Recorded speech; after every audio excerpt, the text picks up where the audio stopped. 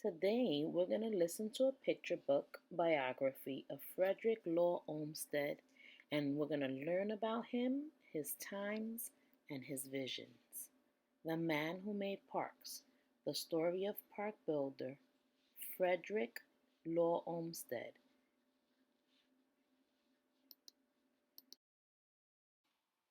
Close your eyes. Imagine yourself in a city park. Soft grass carpets your feet. Wildflowers sway in the breeze. Towering trees surround you. Once there were no city parks. Many children grew up surrounded by dust and mud, stone and brick. They lived in small, dark, crowded apartments. They played on dirty, treeless streets, dodging horses and garbage. The air crackled with the clatter of hooves and the shouts of vendors. There was no place to escape until a man named Frederick Law Olmsted changed cities forever.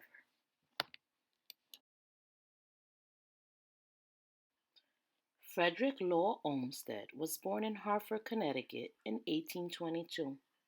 As a young boy, he loved to wander over the rolling hills and valleys of the beautiful New England countryside.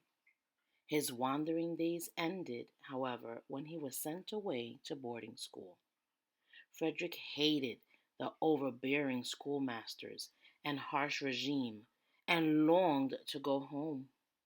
One summer, to his relief, a bad bout of poisoned sumac prevented him from returning to school. He was free to wander again, meandering down quiet country paths lined with brilliant wildflowers, watching cattle graze in the fields, listening to the rustle of the trees and the sweet song of birds. Although Frederick hadn't liked the confinement of school, he loved to read and learn. He read books in his father's library, especially those about magnificent parks and gardens in England. Frederick thought they were beautiful. He became so interested in parks, he suggested his father plant more trees on their property to improve the view. Though he didn't realize it then, Frederick had designed his first park. It would be many years before he did so again. When his formal education ended, Frederick drifted from one career to another. At 16, he became a surveyor, mapping and measuring land. At 18, he worked in a New York import business, sitting on a stool for hours, adding long columns of numbers. At 20, he sailed aboard the Clipper, the Ronaldson bound for China. At 24, he worked as a farmer, but none of those professions suited Frederick or made him happy. Then Frederick heard that his adored younger brother John planned to embark on a walking tour of England for his health. Frederick begged to join him. Together they roamed the English countryside, reveling in the beauty of the landscape. Near Liverpool, Frederick viewed his first public park, Birkenhead, the People's Park. He was enchanted by its winding paths, open fields, lakes, bridges, and summer houses. Most of all, he loved the fact that the park was open to all the residents of the city. He later wrote, "All this magnificent pleasure ground is entirely, unreservedly, and forever the people's own." When Frederick returned home, he wrote a book about his trip to England. He enjoyed writing so much, he left farming and became a newspaper reporter for the New York Daily Times.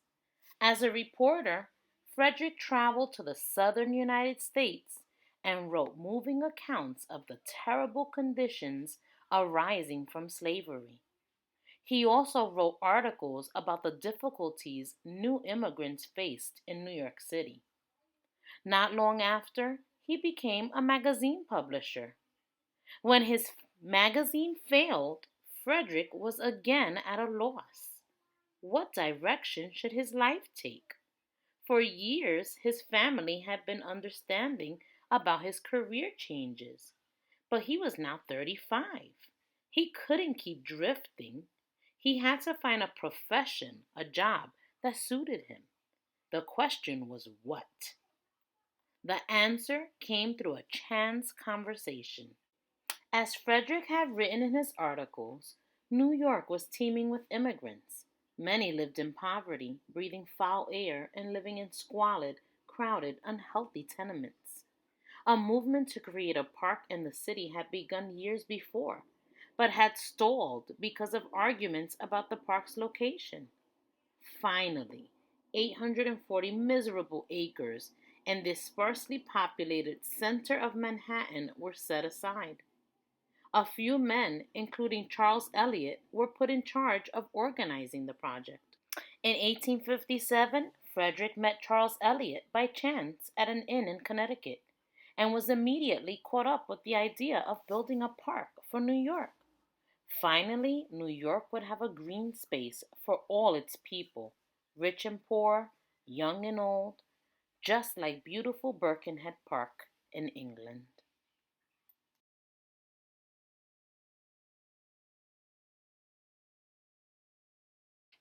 Why don't you apply for the job of park superintendent? Charles Eliot suggested to Frederick.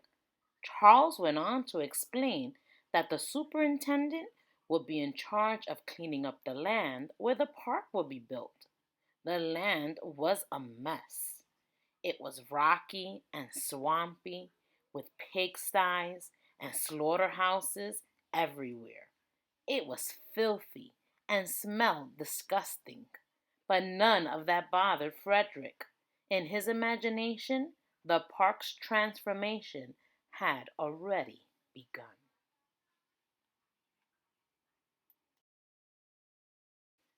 When Frederick arrived at the park site to meet his new boss and chief engineer, Egbert Veal, he was brimming with enthusiasm and ideas.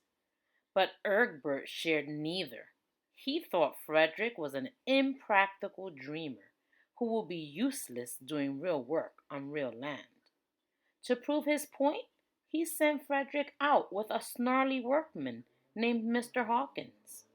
Mr. Hawkins took Frederick on a hike through the muckiest, muddiest sections of the park site. Frederick hadn't expected a hike and wasn't dressed for one. His clean pants sank deep into the dirt and slime. Mr. Hawkins and the workmen could barely stop themselves from laughing. All Frederick could do was grit his teeth and keep walking. Despite Egbert's attitude, Frederick was determined to succeed in his new position. The next time he visited the site, he wore rough workman's clothes and heavy boots. He organized the men into teams and told them he expected them to work hard. He insisted on hiring more workers and even waded right into the muck and mud to ensure the work was done properly. Soon, the swamps on the park site were drained, the pigsties and slaughterhouses were leveled, the land was cleared. No one laughed at Frederick anymore. The workmen respected and admired his good sense and hard work. They basically thought that bringing him into those dirty areas of the park that they were building would scare him off and stop him from all the nonsense of creating a park. But he showed them he meant business.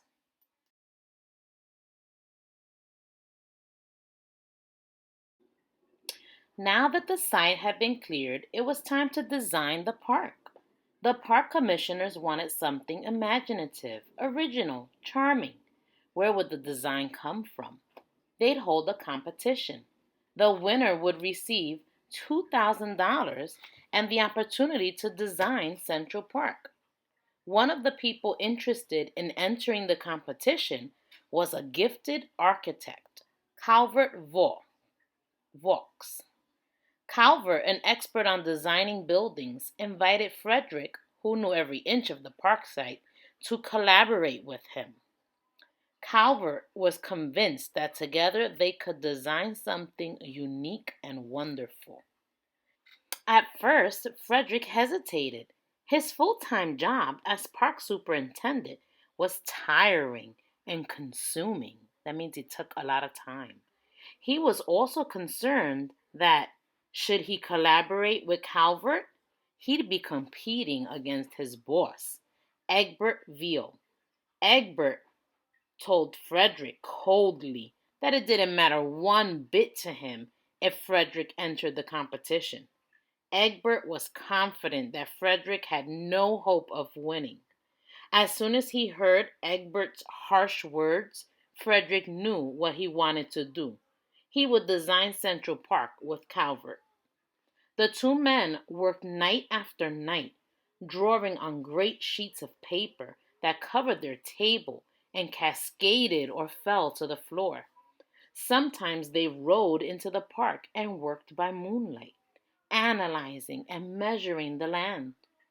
Hour after exhausting hour, they worked. Sometimes they argued. Frederick envisioned the park as a tranquil, which means peaceful, place for people to escape the bustle and noise of the city. Calvert saw it as a work of art. Despite their differences, they developed a plan that will bring the serenity and beauty of the countryside to the city. They finished a day before the deadline. All that remained was the decision on the winning design. On April 28th, 1858, by a vote of 7-4, Frederick Law Olmsted and Calvert Vaux were named the official designers of Central Park. They won the competition.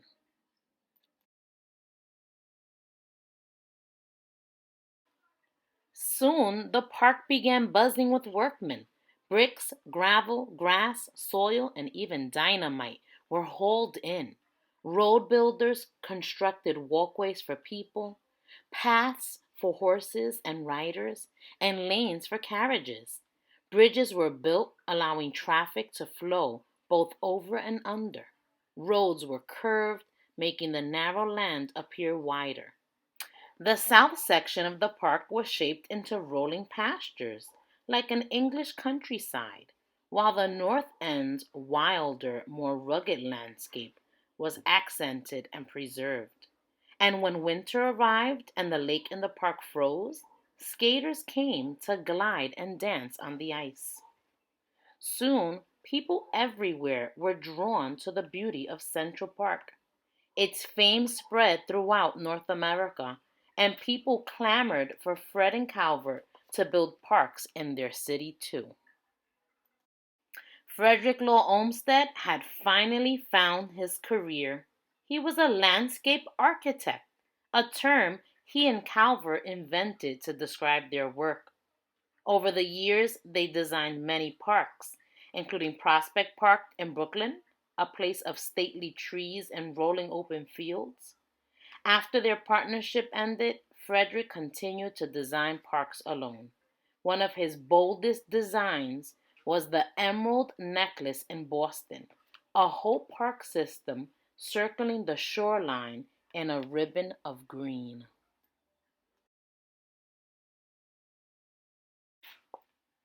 For over 100 years, people's lives have been enriched by Frederick's dreams.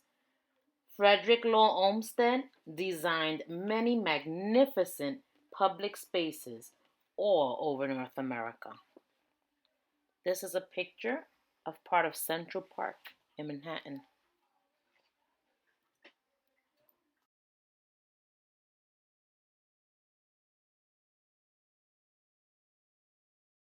He designed the sweeping grounds around the United States Capitol in Washington, D.C.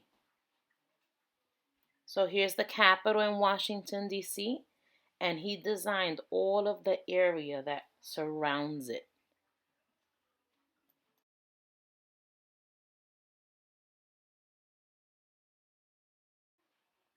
He provided plans for majestic Mount Royal in Montreal, Quebec.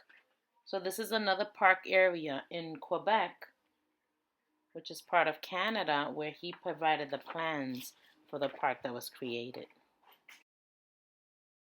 He cleaned up the rundown area around Niagara Falls and designed a park around its rim. So as you can see in the picture, this is Niagara Falls, and he designed the park to be right next to where the falls are. He proposed that the beautiful Yosemite Valley in California be preserved forever as a national park.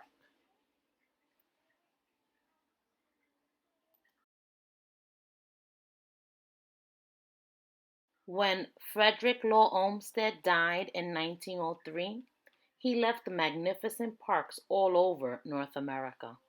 His glorious idea that every city needs a beating green heart, a place of rest and tranquility, lives on.